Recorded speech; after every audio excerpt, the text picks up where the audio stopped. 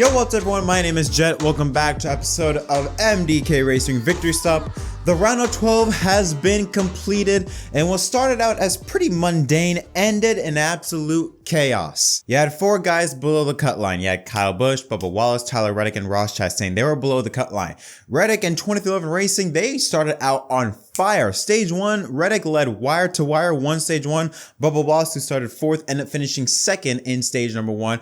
But they would fall to the back because they stayed out, obviously, to earn those stage points. Other drivers like Christopher Bell, who was in a much better position, he was 3rd, pitted, came out 5th at the end of stage 1, so he started out in stage 2. But then after that, you had then Chase Elliott. We know how good he is on the road courses. He hasn't gone to victory lane yet. Lap 11 in that stage, he took the lead away from Christopher Bell and would lead basically wire to wire up until around 2-3 to go when Josh Bilicki and Corey LaJoie made contact in the infield. LaJoie took out Josh Bilicki right before Chase Elliott was about to enter pit road. He was able to avoid the commitment line cone and was able to win stage 2. Bubba Wallace, another driver, and I think also Tyler Reddick, again, took stage points, but they would then again be mired back towards the Hornet's Nest mid-half end of the pack. And then in stage 3 began, you had Kyle Busch, who was basically in a must-win situation. He was 10th, already pitted at the end of stage 2, and will start out as the race leader with AJ Allmendinger behind him. And Busch would actually be able to hold his ground for a little bit, but lap 58, Allmendinger takes the lead, and then he would lead right up until that final round of green flag pit stops. Then on lap 76, Denny Hamlin. Now at this point in time, Denny Hamlin, who entered into this race plus 50, all he needed was 9 points or so to be able to automatically be able to be locked into the race. He did just that. So by the time this incident happened, he was already advancing. Luckily for him, he enters into the final front stretch chicane, enters in way too hard, gets hit by Mike Rockenfeller on the right rear side, destroys the race car out of the race. And this happened right in front of Bubba Wallace and Christopher Bell, who were still trying to fight into the playoffs, or at the very least, Bubba was trying to fight in. Bell was still trying to keep his spot. And then at this time, that is when this race became chaotic. It was pretty calm, but around 32 to go,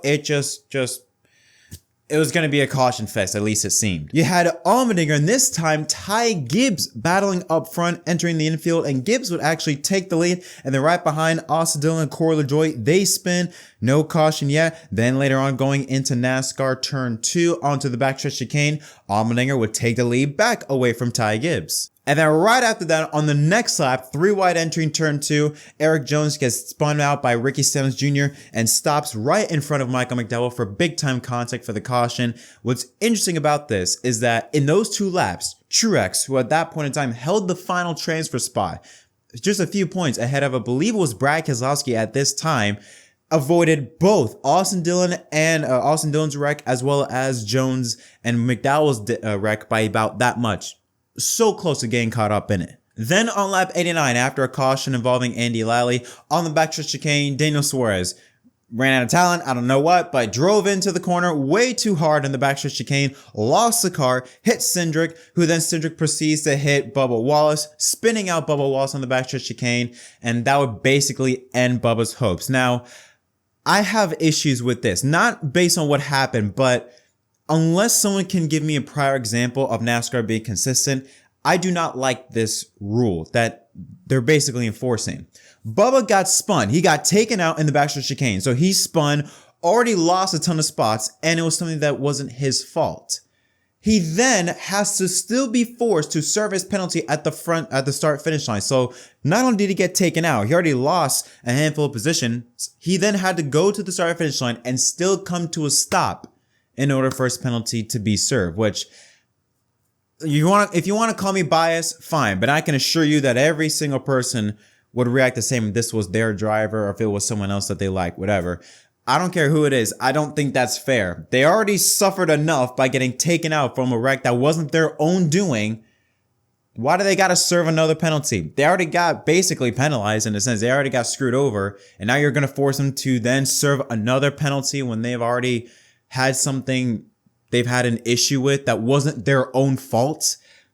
I was not a fan of that move. Then 3 laps later, Brad Keselowski spins on the front stretch chicane, nearly almost reminiscent of Jimmy Johnson and Martin Truex Jr. back in 2018, and nearly hits Ross Chastain. Chastain noticed it, avoided it, but cut through the chicane. He comes to a stop and pits, either for a flat tire or whatever the case may be. Keselowski, even though he spun, he stopped, he does not pit. Then 2 laps later, Daniel Suarez gets punted by the fellow Toyota driver and Christopher Bell right as they entered into NASCAR Turn 1, takes him out, almost out of the race, and that would bring out the caution. And at this point in time, Kyle Busch, he's got to do everything he can to get this win because he's in a must-win situation, really. 13 to go. He was able to move up into second place, but still not within reach of AJ Allmendinger and the race leader. Then another restart. A caution came out with Ricky Stenhouse Jr. catching on fire. He was able to get out of the car under his own power. Restart with 10 laps to go. Busch in prime position, spins the tires, loses a spot, falls back to third, and that was it. Up front was AJ Allmendinger and William Byron. Byron looked as though he was going to close up on AJ, but AJ was able to just keep that gap and keep it opening more and more as the laps were winding down. And AJ Allmendinger would hold off Byron to score his third win in his Cup Series career, all 3 on road courses, and the second career win for Kaulig Racing in the NASCAR Cup Series. The last time AJ went to victory lane, had to go back to August of 2021 at the Indy Road Course. And I gotta say this with AJ. First off with AJ, I love AJ Allmendinger mainly because of his celebrations. When he wins, you feel it. You feel how special it is.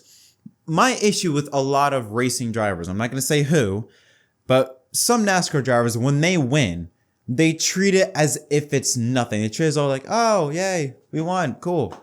You know, it's like, can you not act like you're dead on the inside?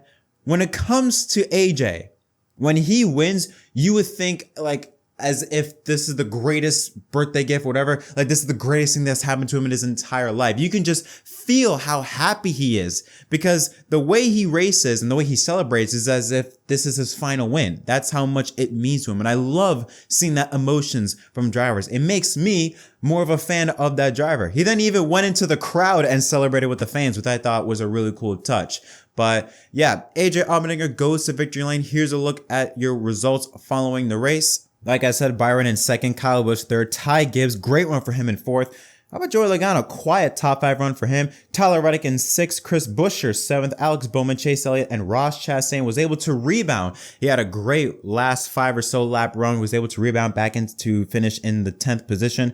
Then it's Ryan Preece, Ryan Blaney, Kyle Larson at their starting dead last. Good run for him. Austin Dillon, Christopher Bell, Bubba Wallace rebounds to a 16th place finish. Corey LaJoie, Brad Keselowski, Kevin Harvick, and Martin Truex Jr.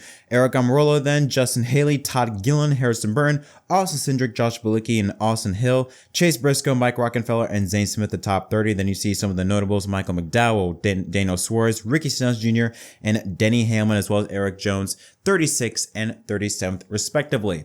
And now here's a look at the round of A. Kyle Busch, Bubba Wallace, Ross Chastain, and Brad Keselowski have been eliminated from championship contention. This is what the round of 8 grid looks like. William Byron now plus 20 above the cut line. Martin Truex Jr. plus 15, Hamlin plus 11, and Kyle Larson plus 3 of Chris Buescher. Tyler Reddick and Christopher Bell both minus 8. Ryan Blaney minus 10. My thoughts on this race. I thought this was slightly better than last year, but still, it was meh. Again, the reason why I don't like stage cautions, I would have loved to see the strategy, how it naturally flowed. I would love to see the different strategies that would have taken up the race on how it would have played out. With the stage cautions, it kind of threw strategy out the window a little bit because, again, with the tire wear, almost non-existent. I mean, it really wasn't that much of a factor. And the last 2 cautions, barely, maybe 4 or 5 drivers came on the pit road because track position was so important. The tire wear, still a problem. But again, strategy kind of it was predictable. You knew some drivers that were going to pit, some drivers weren't.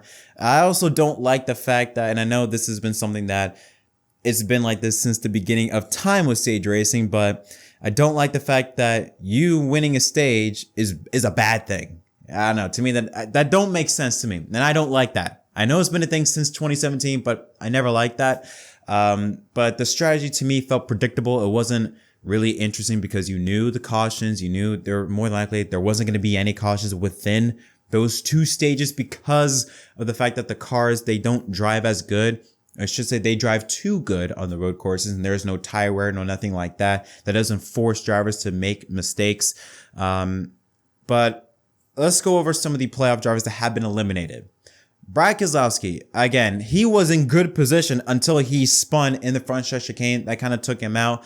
Chastain, he had a good run, but wasn't really going to do much with it. I thought with the car he had, didn't really have that car that I felt like, oh, he could challenge his way into the round of 8. Kyle Busch, he's going to look back on that restart because he was, I believe, on the inside and just spun his tires because they were coming off of the front stretch chicane. No longer are they coming off of turn 4. Spun his tires because he was on the inside. Car was turning when he jumped on the gas and lost the lead like that. He's going to be looking on that for some time because if he would have gotten that lead, I believe he could have had a really good chance of winning this race and advancing into the round of 8. Bubba Wallace, before that incident with Cindric, he wasn't in, but he was in really good position. Just, I believe, a few points below the cut line. It was in good position, I believe, to point his way in. He had a surprisingly great weekend for what I expected from Bubba. Again, fastest in practice, qualified 4th, earned stage points in both races, in both stages. He did everything he needed to do. Just unfortunately got caught up in someone else's mess. Exceeded, in my eyes, he exceeded everybody's expectations because I don't think anybody had the 23 car not only this deep in the playoffs, but to be this good. His worst run was Talladega. For that to be your worst run, for the Roval to be better, I think that's a dub, or at least much better than what people were expecting. For Kyle Busch, disappointing the playoffs has been for him. He really didn't show much speed. I know Texas, he crashed, already put him in a big hole. Chastain, very uncharacteristic for him to be this quiet this season. I don't know if it was after the Hendrick deal that made him kind of tone his character down, but it was shocking to see how just unflashy Chastain was. And Brad Keselowski was just bad luck. But yeah, I got to give props to Tyler Reddick. He entered this race below the cut line, even though it was only like 2 or 4 points below. He did everything right. Earned the most stage points with 17 in this race. Did what he needed to do. Ends up finishing in the top 10 to advance. And we got to talk about Martin Truex Jr. Oh my God. The regular season championship, he's being saved by playoff points because his run in this playoffs have been garbage, atrocious, and yet he still enters the round of 8 as the number 2 seed. So he is so lucky for those playoff points. I don't want to talk about much about the round of 8 because I'm going to do a video previewing the round of 8 and what I think is going to happen, but it's a really interesting round of 8. When I look at this round of 8, I look at all 8 drivers as possibly advancing into the championship 4. Maybe I can't say Ryan Blaney. Maybe not Ryan Blaney. I don't know. That 12 car, he got in with the win at Talladega, but I don't think he has the car capable of advancing to the championship 4. But look at the drivers. Look at the lineup we got. We got Bell. He's capable of doing it. Larson, we always know he's going to be in the mix. Byron is having a career year. Hamlin, we always know he's going to have a factor. Truex, maybe this round of 8, he can flip on that switch. He already has the playoff points. He already has a big enough cushion to put himself in good position to win. Chris Buescher having a career year. This round of 8 is going to be really fun to watch to see who can make it into the championship 4. But for the Charlotte Roval, I give this like a 7, 6.5 out of 10, around that range. It wasn't spectacular. It wasn't memorable. It has some interesting moments late in the race, or it should say in the second half of stage 3, right after that final round of green flag pit stops. It was interesting to see the point system and how that was working out. But again, nothing memorable by any means. Still showing that this next gen car still needs a lot of work on the road courses. So that's really all I got to say. But those are my thoughts. Let me know your thoughts in the comment section down below, whether you liked it, whether you didn't like it. Until next time, my name is Jett from MDK. Congratulations to AJ Allmendinger, your winner at the Charlotte Roval.